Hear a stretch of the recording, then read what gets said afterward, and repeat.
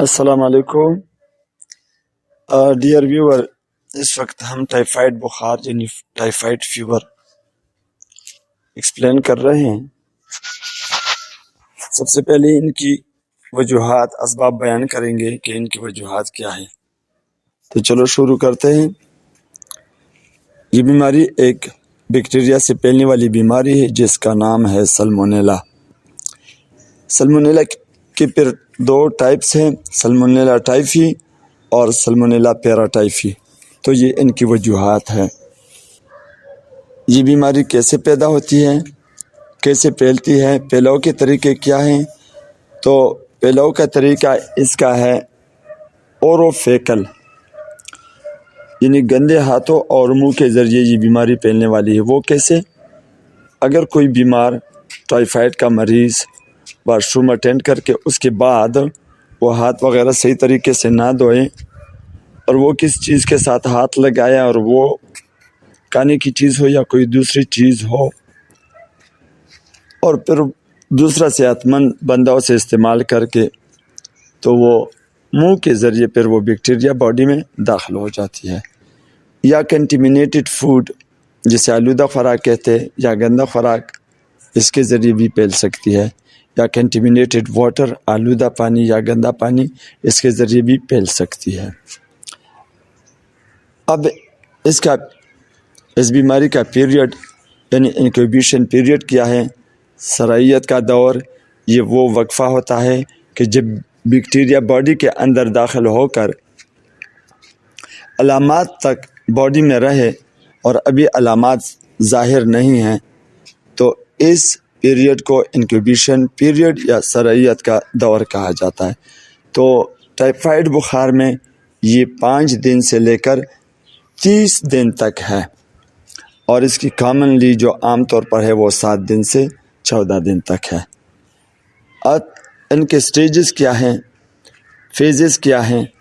پہلے سٹیج میں کیا ہوتا ہے کہ جب بیماری یا اس بیماری کی بیکٹیریا باڈی میں داخل ہو جائے تو سب سے پہلے منہ کے ذریعے داخل ہو کر سٹمک میں یعنی معدے میں آ جاتی ہے، اور اس کے بعد معدے سے پھر انٹسٹائن وال پہ اٹیک کرتی ہے۔ انٹسٹائن میں جب آ جاتی ہے تو انٹسٹائن میں جو لیمفائڈ نوڈز ہے یا ٹیشوز ہے، ڈیفینس سسٹم کے حفاظتی نظام کے جو ٹیشوز ہے، اس پہ اٹیک کر لیتی ہے، اور اس دوران بیکٹیریا کی کوئی علامات نہیں ہوتی۔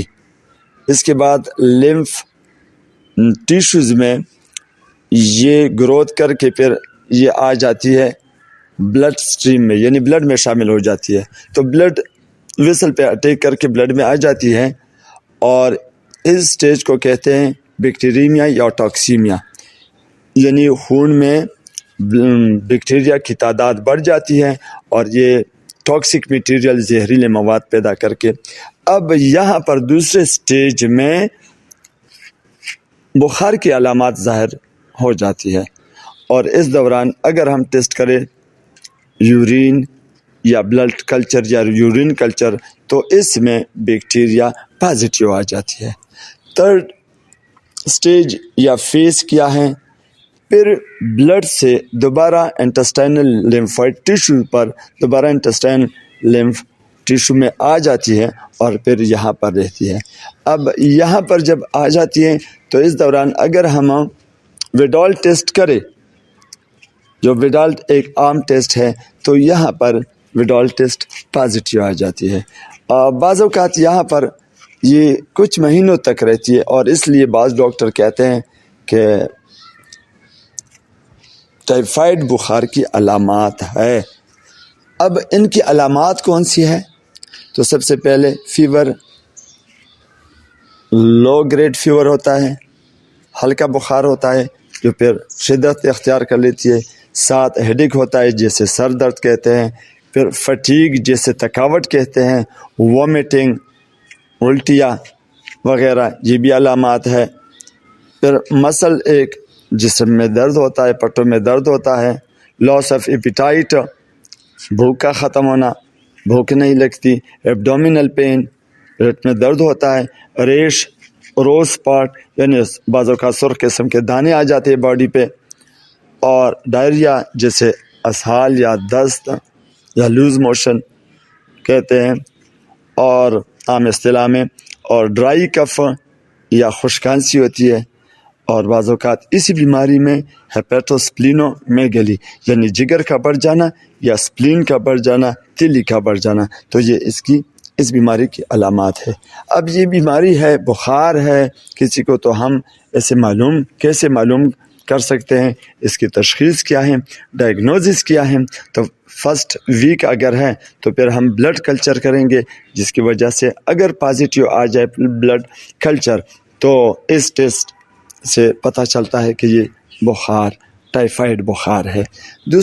اگر دوسرا ہفتہ ہے اور پیشنٹ آ گیا تو پھر وہاں پر ہم اینٹیجن ٹیسٹ جسے وڈال ٹیسٹ کہتے ہیں، اس سے اس کی پازیٹیو ہونا بخار کی، ٹائیفائڈ بخار کی یعنی تشخیص ہو جاتی ہے۔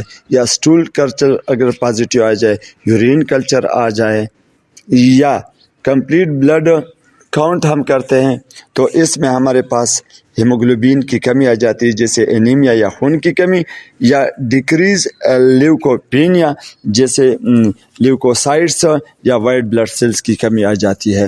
تو یہ ان کی لیے ڈائگنوسٹک ٹیسٹ ہے یا تشخیصی ٹیسٹ ہے۔ یا ایلفٹیز میں بھی اب نارمل، بعض اوقات لیور فنکشن ٹیسٹ میں بھی کمی بیشی آ سکتی ہے، یعنی اس میں بھی فرق آ سکتا ہے۔ اب اس کی علاج، یا اگر ہم علاج نہ کریں تو پھر اس کی کمپلیکیشن کیا ہیں؟ تو اس میں بہت زیادہ جو سخت قسم کی کمپلیکیشن ہے وہ انٹسٹائنل پرفوریشن ہے، اور انٹسٹائنل پرفوریشن یعنی آنتوں میں انٹسٹائن میں سوراخ ہو جانا، اور یہ ایک ایمرجنسی کی شکل اختیار کر لیتی ہے۔ اب اس کا علاج کیا ہے؟ تو سب سے پہلے ڈرگ فرسٹ چوائس جو ہے وہ سپروفلاکسسین ہے، جس کا ٹریڈ نام ہے سپروکسین، اور بھی ٹریم نام ہے جیسے نویڈیٹ ہے، تو یہ بھی ہے 500 ملی گرام، اور صبح اور شام دینا ہے۔ ٹیبلٹ پیناڈال ہے جو کہ صبح دوپہر شام ایک ٹیبلٹ یا دو ٹیبلٹ، یعنی ایک گولی یا دو گولی، اور اس کے ساتھ کیپسول ایسو یا ایسومیپرازول جو کہ جنرک نیم ہے، اور اس کا ٹریڈ نیم تجارتی نام ایسو ہے، تو 40 ملی گرام صبح نہار منہ ایک کیپسول، تاکہ انٹسٹائن میڈیسن کی وجہ سے آنتے وغیرہ زیادہ خراب نہ ہو جائیں۔ اس کے ساتھ اگر بھوک نہ لگے تو اپلازائم سیرپ یا موسیگار سیرپ کھانے سے آدھا گھنٹہ پہلے دو 8 چمچ دے دیا کریں، اور ساتھ پرہیز کیا ہوگا، نرم غذا کھائیں اور سخت غذا سے پرہیز کریں۔ تو یہ تھا ٹائیفائڈ فیور۔